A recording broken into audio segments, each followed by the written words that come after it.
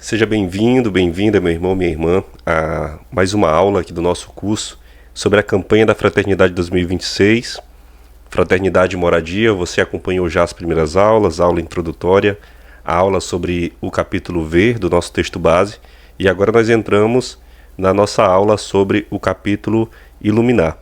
Então, neste momento, nós iniciamos a reflexão sobre como que esse texto, como que esse tema, ele nasce de uma reflexão sobre os ensinamentos da igreja, da própria leitura da palavra de Deus.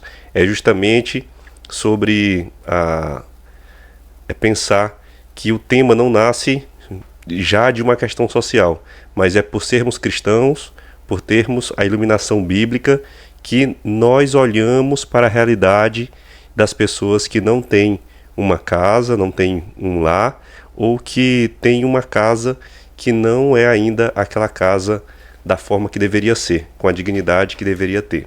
Então iniciamos nossa aula em nome do Pai, e do Filho, e do Espírito Santo. Amém. Então tá aqui já o nosso slide, vamos passar para cá. O outro slide eu vi depois na aula que ficou um pouquinho cortado, tá bom? Peço desculpa para vocês, mas aos poucos a gente vai mandando aqui o material também e vocês vão acompanhando, tá? Então vamos iniciar. Esse slide sobre o caminho de discernimento cristão. A campanha utiliza o método pastoral Veja o Lugar Agir, como já expliquei lá na primeira aula. Então, após olharmos a difícil realidade da moradia no Brasil, este capítulo e esta aula propõem projetar a luz da palavra de Deus sobre ela.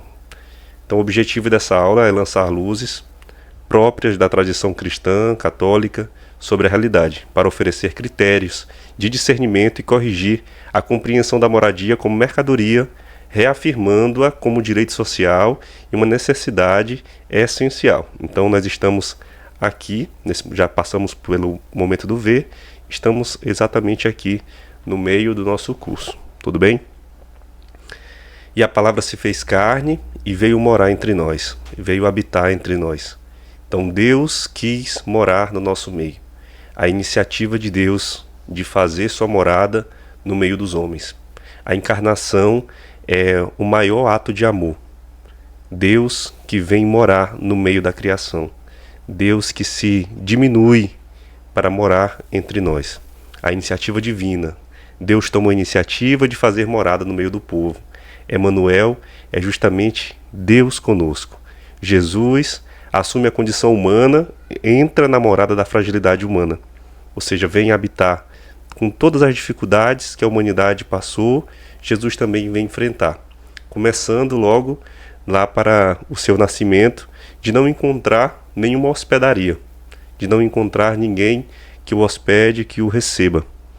E a gente vê que a condição humana de Jesus torna-se o lugar da manifestação da glória de Deus.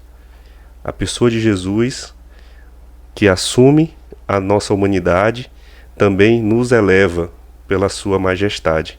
A sua manifestação como Deus, como Filho de Deus, Pai, também nos torna pessoas de maior dignidade, ou seja, aquilo que nós vemos nas cartas de Paulo, deixamos de ser escravos para nos tornarmos livres e deixamos de ser escravos para nos tornarmos filhos e como filhos também herdeiros.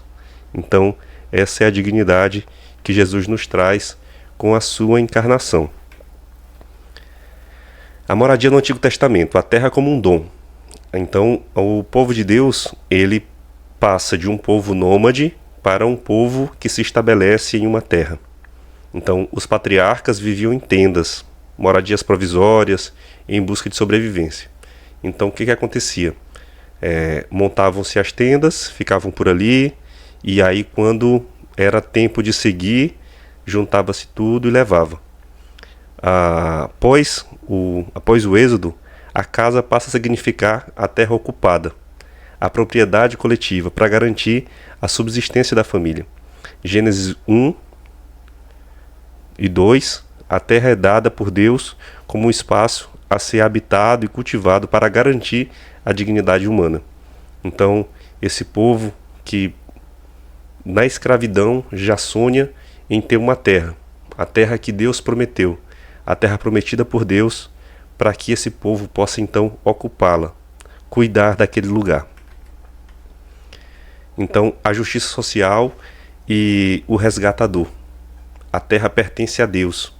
Então, quando aquele povo recebeu a sua terra e eles a ocuparam e passaram a habitar ali, a viver naquele meio, existia uma lei que impedia que a terra fosse vendida de maneira permanente.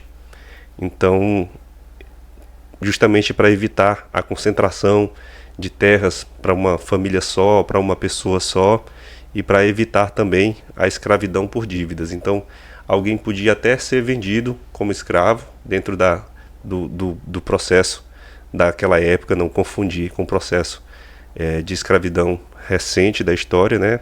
Não tão recente, né? De 500, 400 anos atrás, e que encerrou aí há menos de 100 anos, há mais de 100 anos, né? Um pouco mais de 100 anos, aí encerrando no Brasil com a Lei Áurea, mas que, de fato, no nosso processo recente, acaba que a escravidão ela tomou outros sentidos, né? Tanto que hoje a gente fala em trabalho análogo à escravidão. Mas voltando. Então, algumas pessoas, por dívidas, acabavam perdendo suas terras, acabavam perdendo aí até às vezes a própria liberdade do trabalho, mas isso não era permitido que fosse de maneira definitiva. Era dever dos parentes próximos de resgatar as terras das pessoas endividadas. E também havia o ano da graça, que devolvia-se as terras, libertavam-se aqueles que tinham se tornado escravos para seguir de novo, recomeçar mais uma vez. Então existia esse sistema que equilibrava o uso da terra, que equilibrava a liberdade do trabalho. O objetivo era a preservação da justiça social e da solidariedade dentro do clã. A terra não é um bem a ser acumulado por compra e venda, mas um dom de Deus. E sendo um dom, não poderia ser possuído por uma pessoa só. A denúncia profética, o pecado da acumulação, acumular terras e riquezas, não faz parte do plano de Deus. É uma ruptura da aliança. Em Isaías 5, versículo 8 diz: ai dos que juntam casa a casa e reúnem campo a campo, até que não haja mais lugar. Porque quando você reúne casa a casa, campo a campo, você está tirando alguém de fazer o seu próprio sustento. Você está tirando alguém de fazer sua própria morada. Você está usando a casa como uma mercadoria, como é feito hoje. Amós 5:11 denuncia contra aqueles que constroem casas de pedra lavrada, com o tributo tirado do trigo dos pobres. Ou seja, construir sua riqueza em cima do suor, do sacrifício daqueles mais pobres. A injustiça social, promovendo sempre o acúmulo de riquezas para alguns, tirando a possibilidade de sustento, de dignidade dos mais pobres. E essa reflexão. Estamos em uma realidade marcada pela lógica do pecado, onde a falta de moradia digna é muitas vezes neutralizada. A gente vive nessa lógica do pecado e, por ser pela lógica do pecado, pela lógica do acúmulo, pela lógica de pensar sempre o dinheiro, o acumular dinheiro, o estar sempre em primeiro lugar, estar sempre gerando lucro, nós entramos numa lógica de que as pessoas, aquela ideia de que quem não tem a casa é porque não trabalhou, mas na verdade a casa vai se tornando o bem mais caro que a pessoa pode adquirir durante a vida. Então, tirar a possibilidade dos mais pobres alcançarem, e aquilo vai ser jogado para um horizonte cada vez mais distante, se tornando quase impossível de alcançar.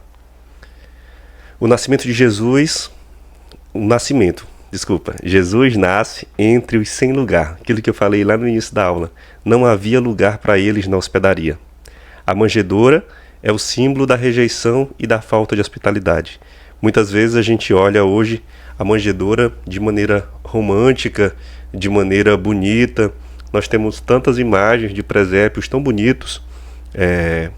Uma imagem que São Francisco quis criar, quis refazer, justamente para contemplar a simplicidade e a beleza de um Deus que nasce sem lugar, pobre, aquela mesma pobreza que São Francisco quis abraçar. E às vezes a gente olha hoje com um olhar romantizado e esquece que aquela cena é uma cena de o Deus menino que é excluído como tantos outros excluídos da nossa realidade de hoje. A cena do nascimento é um protótipo do seu ministério, solidário com os mais pobres e marginalizados, o Cristo do lado dos que mais sofrem, o Cristo do lado dos mais pobres, o Cristo do lado dos mais excluídos. Jesus nasce entre aqueles para os quais havia sido negado o lugar da acolhida, e ele se faz também um não acolhido para acolher a todos que estavam à margem. A vida pública, o Filho do Homem sem teto. As raposas têm tocas, mas o Filho do Homem não tem onde reclinar a cabeça. Jesus, quando se coloca em missão, ele passa a viver caminhando, claro, entre aqueles quem ele chamou, aqueles que geralmente estavam ali excluídos à margem, mas nessa realidade de denunciar, de anunciar o reino de Deus e dizer que no reino dos céus há uma morada para cada um. Para denunciar, olha, esse mundo em que a gente vive, em que muitas pessoas não têm direito a morar, mas o reino dos céus acolhe todos aqueles. Então, quando nós dizemos e pedimos uns aos outros que a gente possa criar junto a civilização do amor, que a gente possa criar junto, construir junto o reino de Deus já aqui na terra, é justamente criar esse espírito de fraternidade, de acolhida, esse espírito de caridade, em que nós possamos construir casas para habitarmos com dignidade e manifestar a nossa fé com a forma com a qual nos amamos. Jesus assume a precariedade das habitações, morando entre os privados de direito. Ele encontra seu lugar entre os rejeitados para reintegrá-los a uma sociedade renovada. Sua vida é dedicada a estabelecer vínculos de comunhão. E a gente fazer sempre a reflexão: quantos vínculos de comunhão nós temos formado, ou se nós temos sido formadores ou deformadores de vínculos. Muitas vezes nossas comunidades não há espaço para acolher. Nossas comunidades não há espaço para fazer um gesto de caridade concreto. E nós embarcamos naquela espiritualidade individualista e intimista, em que o que importa é somente eu e Deus. E essa lógica do eu e Deus parece bonita, mas é uma proposta excludente, em que o irmão não tem lugar. Olhar para a situação do outro não tem lugar. A casa como comunidade de fé. No ministério de Jesus, a casa é lugar de cura, ensino e reconciliação. A casa de Pedro, a casa de Zaqueu, a casa de Marta e Maria são lugares em que Jesus, além de ser acolhido, ele também acolhe aqueles que ali moram. Ele faz daqueles que ali moram, faz na vida daqueles que moram ali o milagre da presença de Jesus ali. Jesus coloca a mão, cura as pessoas, levanta os caídos. Muitos são trazidos para aquelas casas onde Jesus entra para serem curados, para serem tocados, para serem perdoados. Igrejas domésticas, casas, nossas casas, como lugar de celebração e da catequese. A gente tem falado muito nesses últimos anos, nossas equipes de formação, de evangelização aqui na paróquia em que eu trabalho, sobre o quanto que nós valorizamos as capelas, as igrejas, as catedrais, e nós fazemos silêncio, e nós andamos devagar, e nós cumprimentamos as pessoas, e às vezes na nossa casa é no supetão, desculpa a palavra, é na gritaria, não tem nenhuma sacralidade. E as nossas casas, elas são esses espaços que devem ser lugar de celebração, de catequese, de acolhida, espaço de proteção, abrigo, solidariedade, onde a fé é transmitida e vivenciada. A dimensão social da fé. A fé não é privada, ela tem consequências sociais. E nós ouvimos o mandamento: o amor a Deus é inseparável do amor ao irmão. Como que eu posso dizer que amo a Deus, que não posso ver, e não amar o irmão, que posso ver e posso tocar? Na Evangelii Gaudium, a preocupação pelo desenvolvimento integral dos abandonados deriva da nossa fé em Cristo. O olhar da campanha da fraternidade deriva da nossa fé em Cristo. O nosso fazer de caridade, a nossa voz profética na denúncia das individualidades, do pecado social, ela vem da nossa comunhão com Deus. E a opção preferencial está implícita na fé cristológica. Amar o Cristo, colocar o Cristo em primeiro lugar, é amar os pobres, é dar atenção àqueles que estão excluídos. E concluindo esta parte da dimensão social da fé, não basta um discurso abstrato. E às vezes o discurso abstrato ele é, às vezes, até empolgado, caloroso. É necessário garantir os meios para uma vida digna, incluindo a moradia. Muita gente nega a campanha da fraternidade, muita gente não quer nem ouvir falar da campanha da fraternidade, porque a campanha da fraternidade nos incomoda no sentido de que nós precisamos agir, de que nós precisamos fazer alguma coisa, de que a nossa fé é confrontada. E agora? Você ama a Cristo e os pobres. Você ama a Cristo e aqueles que estão na rua. Então isso realmente incomoda. Faz sentido que muita gente não queira realizar a campanha da fraternidade. A tradição da igreja. Os bens pertencem aos pobres. Os santos pobres. São João Crisóstomo, São Basílio. E a gente tem aí essa frase: bens supérfluos da igreja devem servir aos necessitados. Aquilo que está sobrando, aquilo que não só que está sobrando, mas aquilo que não é necessário para estar ali acumulado, não deve ficar ali somente para ostentar. Essas coisas precisam ser partilhadas na comunidade. Nenhum bem da comunidade deve servir, não deve ficar ali para o acúmulo, deve ser dividido. Santos da caridade, como São Francisco, Santa Dulce, São Oscar Romero.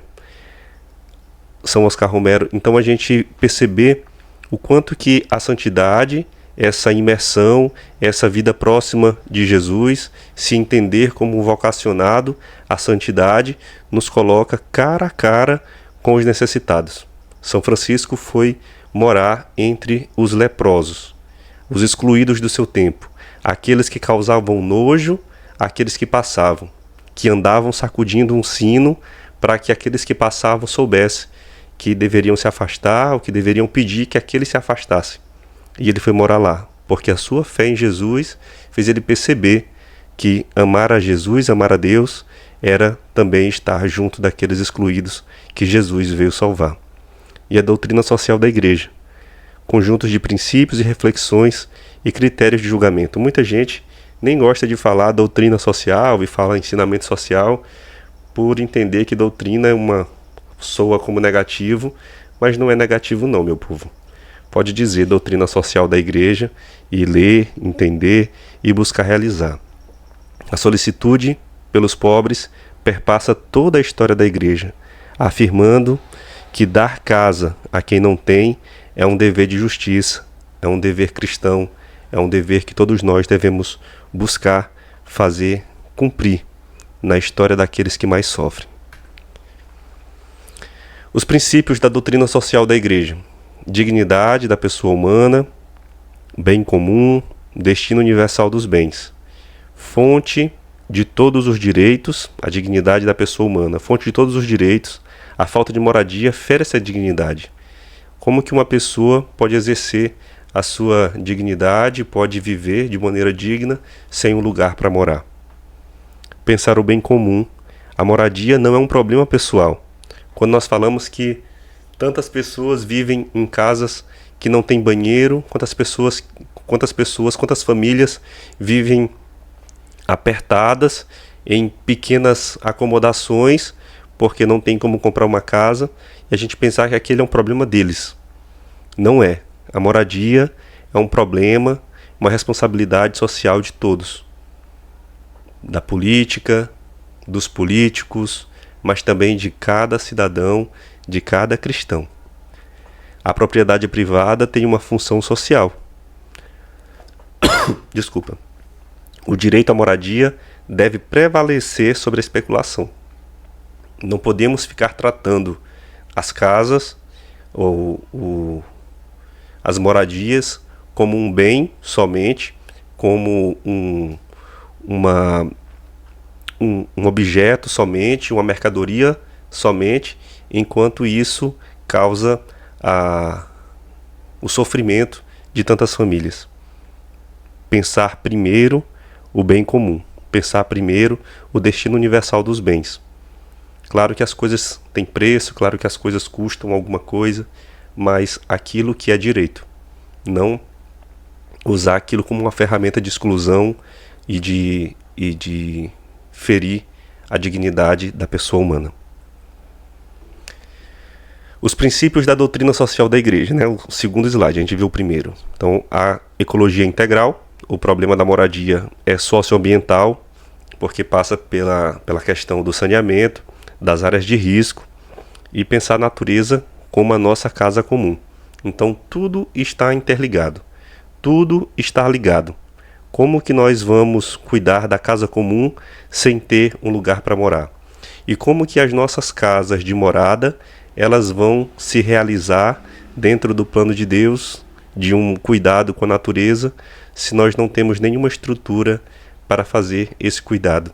Se as casas não têm nenhum serviço de saneamento para que tenha os cuidados básicos. E a preferência pelos pobres, essa opção preferencial que a doutrina social da igreja vem nos mostrar em todos os seus documentos. Princípio que dinamiza os demais. Não se pode falar de bem comum quando se impede o acesso aos bens a grande parte da humanidade, quando só algumas pessoas têm acesso aos bens e serviços e outros são excluídos, marginalizados e não têm acesso a eles. A moradia como direito humano. Isso aqui está desde o objetivo da campanha da fraternidade. E já temos essa frase aqui de São João 23.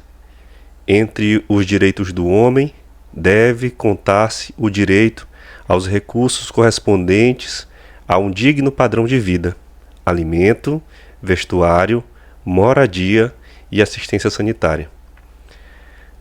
Ricardo, isso não é coisa de igreja. Claro que é. A gente já vem falando isso desde o início dessa aula. Amar a Deus nos faz querer que todos vivam bem. E para viver bem, o Papa São João 23 nos ensina: entre os direitos do homem deve contar-se o direito aos recursos correspondentes a um digno padrão de vida, uma boa alimentação, ter o que vestir, ter onde morar e assistência sanitária. A igreja defende a vida em todas as suas dimensões. Lutar por moradia digna é lutar para que todas as pessoas possam viver com dignidade. E aí tem, de novo, a lista daquilo que nós precisamos valorizar e lutar por esses direitos: alimentos, vestes, moradia e saúde. O magistério do Papa Francisco. E o Papa Francisco traz essas três palavras que causam impacto quando a gente diz, mas que causam bastante impacto na vida das pessoas mais simples, mais pobres, que é não ter terra, não ter teto e não ter trabalho. Então precisamos combater a cultura da indiferença. Nenhuma família sem casa, nenhum camponês sem terra, nenhum trabalhador sem direito. Esses direitos básicos que nos dão dignidade, que nos fazem vivenciar de maneira mais íntima a comunhão, a caridade, a misericórdia de Deus. Lutar pelos direitos humanos, lutar pelos direitos de dignidade é algo cristão, católico. A relação com os movimentos populares. A igreja deve acompanhar e caminhar junto. Não que nós devemos, todo mundo deve ser um agente militante de movimentos populares, não. mas nós devemos acompanhar com cuidado, saber olhar, saber participar e, dentro desses movimentos, quem for adepto, quem participar de dentro, saber que você é cristão, saber por que você luta, saber por que você faz essa defesa, tá bom? Sei que isso gera muitas coisas, muitos sentimentos de quem está dentro, de quem está fora, de quem acompanha, de quem não acompanha, mas é nosso dever como igreja acompanhar e caminhar juntos. A promessa dos novos céus e a nova terra. Construirão casas e nelas habitarão. Lá em Isaías 65. E a gente olhar a visão profética de uma sociedade edificada na justiça, onde todos desfrutam do fruto do seu trabalho. E perceber, Deus não aceita injustiça. Ele sofre com os que não têm teto e nos convoca a não naturalizar a miséria. Não podemos nos acostumar e dizer que as pessoas sofrem porque a vida é assim, e dizer que as pessoas não têm casa porque não trabalham, e dizer porque as pessoas não têm direito porque não sabem votar, porque não sabem viver, e culpabilizar quem sofre, ou mesmo naturalizar o sofrimento e a miséria. Nós somos chamados então à conversão. Dai-nos a graça da conversão para ajudarmos a construir uma sociedade mais justa. Já está na oração da campanha da Fraternidade 2026. A fé nos impede de aceitar a carência de habitação como normal. Jesus continua a bater a nossa porta no rosto do irmão sem teto e nos convida a fazer um compromisso, a assumir as angústias do povo brasileiro, especialmente dos sem terra e dos sem teto.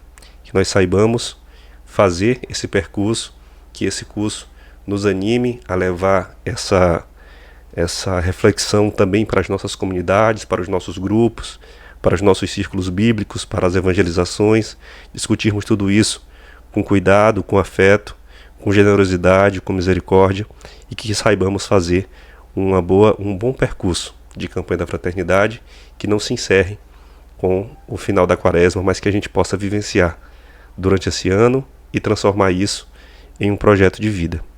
Nós encerramos essa aula e nos encontramos na próxima aula para o capítulo do Agir, olhar as propostas que a campanha da fraternidade nos apresenta. Que o Senhor nos abençoe, em nome do Pai, e do Filho, e do Espírito Santo. Amém.